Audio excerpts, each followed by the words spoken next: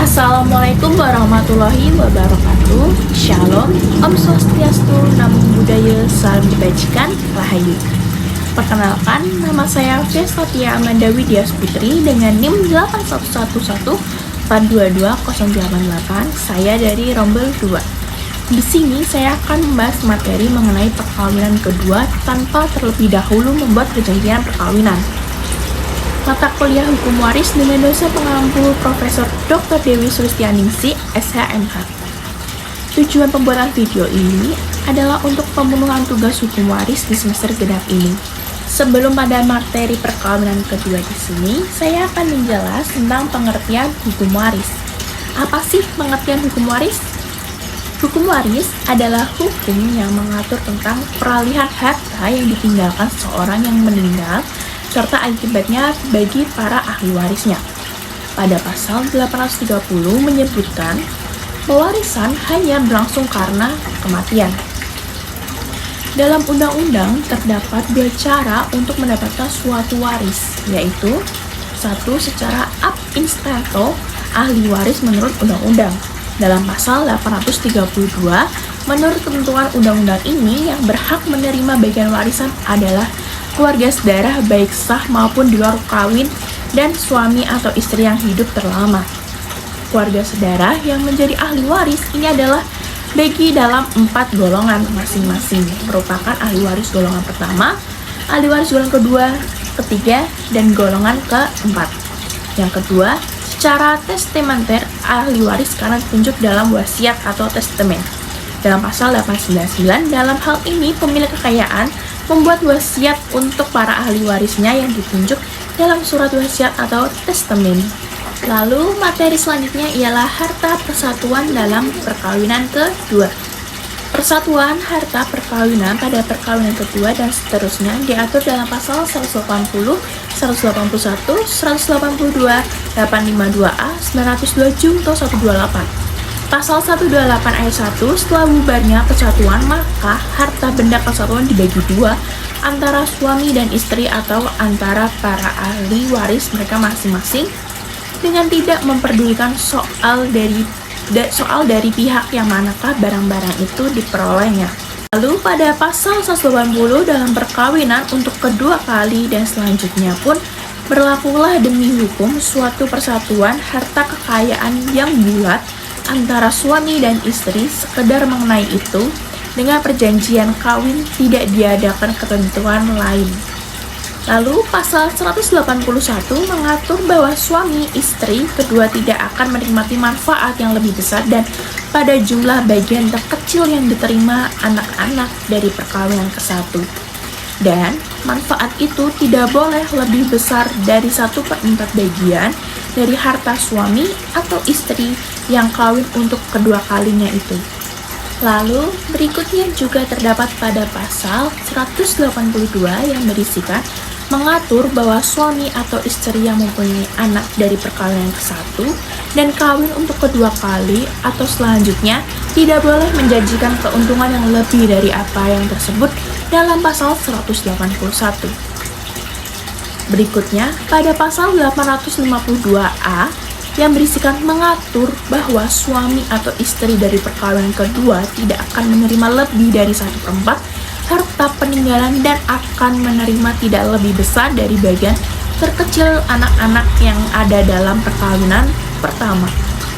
Berikutnya, pada pasal 902 berisi pertama, jika ada anak dari perkawinan 1, maka kepada istri atau suami kedua tidak boleh dihibah wasiatkan hak milik lebih dari ketentuan-ketentuan pada pasal 181, 182, 852A. Yang kedua, bila yang dihibah wasiatkan hak pakai hasil boleh sampai jumlah 1/2 dari hak pakai hasil itu, bahkan lebih banyak lagi, tetapi tidak melampaui batas harga dimaksud dalam pasal 181, 182, 852A. Yang ketiga, apabila dihibah wasiatkan campuran hak milik dan hak pakai hasil maka harganya dijumlahkan dan jumlah ini tidak melanggar ketentuan pasal-pasal 181, 182, dan 852A.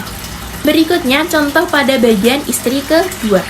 Pasal 181 mengatur bahwa istri atau suami pada perkawinan kedua dan selanjutnya tidak akan memperoleh lebih dari 1/4 bagian dari harta suami atau istri yang masuk ke dalam perkawinan kedua, dan bagiannya tersebut tidak boleh lebih besar penerimaan terkecil dari anak dalam perkawinan. Contoh soalnya adalah Yanto, seorang duda dengan 3 orang anak yang bernama Zaka, Zaki, dan Ziki. Yanto menikah dengan Yatmi tanpa membuat perjanjian pernikahan. Dari perkawinan kedua lahir 4 orang anak yang bernama Farah, Fari, Fere, dan Foro. Ke dalam perkawinan kedua, Yanto membawa harta sebesar 400 juta rupiah dan Yatmi membawa harta sebesar 90 juta rupiah. Yanto meninggal dunia tanpa membuat surat wasiat. Lalu, berapa bagian untuk Yatmi? Nah, di bagian samping saya terdapat ilustrasi gambar yang menjelaskan urutannya. Yaitu ilustrasinya adalah Yanto, seorang duda dengan anak bernama Zaka, Zaki, dan Ziki. Lalu Yanto menikah dengan Yatmi memiliki 4 keturunan yang bernama Farah, Fari, Fere, dan Foro. Berikut ini adalah jawaban dari soal tersebut, yaitu Yanto membawa harta sebesar 400 juta rupiah, Yatmi membawa uang sebesar 90 juta rupiah, yang ditambahkan harta Yanto dan Yatmi yaitu harta persatuan sebesar 490 juta rupiah. Yatmi menolak harta peninggalan dari Yanto. Keuntungan Yatmi dari perkawinan tersebut tidak boleh lebih besar dari bagian terkecil anak dari perkawinan pertama yaitu Zaki, Zaka, dan Ziki. Dalam hal ini, keuntungan tersebut sama dengan bagian Zaka, Zaki, dan Ziki yaitu 1/8 dikali harta Yanto yang masuk dalam perkawinan itu. Seperti dijabarkan, 1/8 dikali 400 juta sama dengan 50 juta rupiah. Bagian Yatmi sama dengan harta bawaan ditambah keuntungan yaitu 90 juta rupiah ditambah 50 juta rupiah sama dengan 140 juta rupiah. Nah, saya juga terdapat soal kedua yang berisikan yaitu Dayat, seorang duda dengan 3 orang anak yang bernama Lala, Lili, dan Lulu. Menikah dengan dia tanpa perjanjian kawin. Dari perkawinan kedua lahir 4 orang anak yang bernama Titi, Tata, Tito, dan Toti. Ke dalam perkawinan itu, Dayat membawa harta sebesar 90 juta rupiah dan dia membawa harta sebesar 400 juta rupiah. Dia menolak hak persatuan Dayat. Bagaimana pembagian warisan Dayat? Nah, sebelum ke pembahasan, kita melihat ilustrasi gambar pembagian warisan keluarganya Pak Dayat. Dan Pak Dayat juga anak 3 anak yang bernama Lala, Lili, dan Lulu. Lalu, Pak Dayat menikah dengan dia yang dikaruniai 4 orang anak yaitu Titi, Tata, Tito, dan Toti. Pembahasan soalnya adalah seperti ini. Dayat membawa sebesar 90 juta rupiah dan dia membawa harta sebesar 400 juta rupiah. Harta Dayat dan dia ditambahkan menjadi harta persatuan, yaitu senilai 490 juta rupiah. Kalau perkawinan bubar, maka yang untung adalah Dayat, bukan dia. Dia mendapatkan bagian sebesar setengah kali harta persatuan, yaitu setengah dikali 490 juta rupiah sebesar 245 juta rupiah. Harta peninggalan Dayat yaitu 490 juta rupiah dikurangi 245 juta rupiah sama dengan 245 juta rupiah. Lala, Lili, Lulu, Titi, Tata, Tito, dan Toti masing-masing mendapatkan nilai sebesar 1/7 kali 245 juta rupiah sama dengan 35 juta rupiah. Nah, tadi adalah pembahasan materi mengenai perkawinan kedua tanpa terlebih dahulu membuat perjanjian kawin pada materi kuliah hukum waris. Terima kasih yang sudah menonton video pemaparan materi hukum waris pada perkawinan kedua tanpa terlebih dahulu membuat perjanjian kawin. Saya Kesatia Amanda Widya Putri, kurang lebihnya mohon maaf. Terima kasih.